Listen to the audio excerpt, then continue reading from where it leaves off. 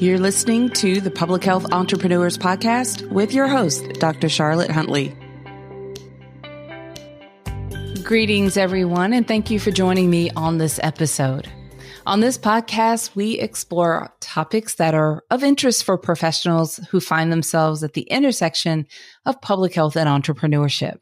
My name is Dr. Charlotte Huntley, and I'm really excited that you've decided to join me on this episode. I am a public health entrepreneur, and I do have over 25 years of experience in healthcare and in public health. I've supported many entrepreneurs along the way, and I'm excited for the opportunity to support you through this podcast. Now, today, we're going to talk about why you should set weekly intentions. We think of intentions as a way of focusing in on something, providing real purpose. It's easy to get distracted and be pulled into so many different directions and to veer off target to the left or to the right.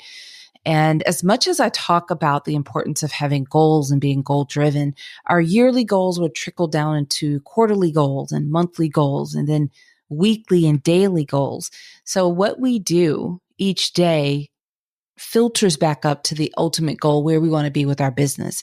So I think it's important to set those intentions for your week as a way of just helping you kind of stay on target and be more purposeful and just help with some of the distractions, right? So intentions can help you in a number of ways. I'm going to give you a few examples to kind of drive this home.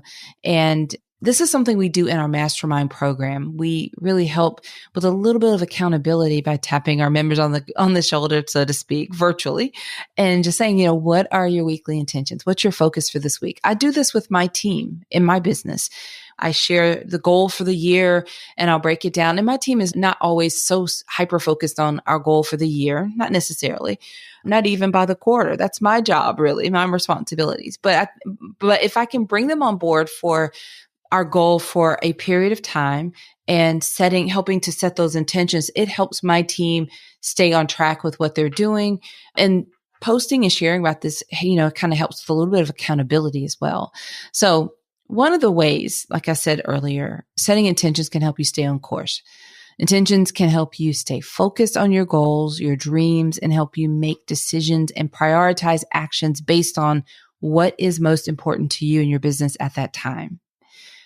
Another thing to remember about setting intentions, it can help you feel more grounded. Intentions can help you feel more present in each moment and can help you align your actions with your values. It can also help bring out the best you, the best version of yourself. Intentions can help you in developing these positive qualities like compassion and gratitude and confidence. And I think it can help you take initiative. Intentions can help you be proactive in life and can help you feel more accountable for your choices. I often will have a word for the year, like a word to focus on for the year. If you've ever seen my videos in the background, some of those previous words of the year are framed on a shelf in my office. And there was a year that my word was intentional.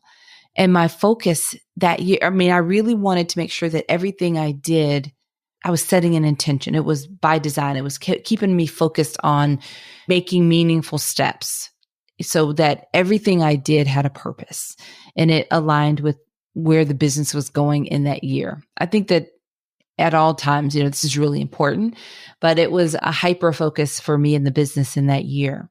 So I encourage you. I think it's great to set goals and you could replace it with goals, but I think just the word intention and being intentional about something, setting an intention to do something is less forceful and it feels much more aligned and it can help you in so many ways. I've given you some examples and it doesn't have to be driven by the dollar, so to speak. Something like, I know a lot of my intention and my team as well around these summer months has been really highlighting or lifting up self-care.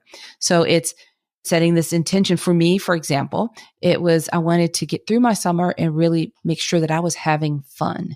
So I set an intention on a regular basis to complete the tasks I needed to do so that I could finish by a certain time and have time to go swimming that day, or finish by a certain time so that I could go play with my grandchildren that day, or whatever that was. But I really prioritized and focused on, I set those intentions so that I could prioritize my work and have time for those things that were really important to me across the summer months.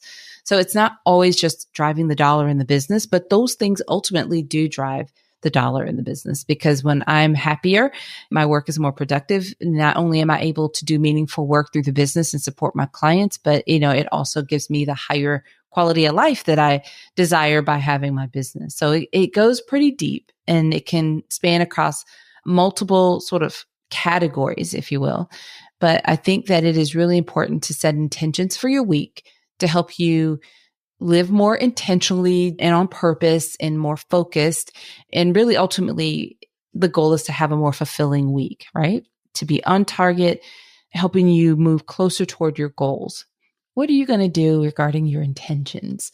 Like I mentioned, in our Mastermind Group program, we set that in a whole category in our private space where we ask our members to share, what is your intention this week? And it's exciting to see, and we support each other with whatever that looks like. So this Mastermind Group program that I talk about all the time on all these episodes, it is best suited for established public health entrepreneurs. And we work together online and also in person. We do this twice a year. We have a 2-day retreat, and they're so much fun. We have entrepreneurs that travel from all over the US and beyond to meet in person and work together and enjoy this experience. It really does help us to develop those business best buddies and share in this safe space, and extends, like I said, we cultivate this online, and it just gets further extended when we're able to spend some time in person. Enrollment for this program is only open twice a year, June and December, and only to people who have actually submitted an application. So if you are interested in our Mastermind Group program, I really encourage you to visit our website and submit your application at publichealthentrepreneurs.com. You'll find the links to that site in the description of this episode as well. All right, everyone. Until next time, have a fantastic rest of your day. Thank you for listening. Visit publichealthentrepreneurs.com to learn more.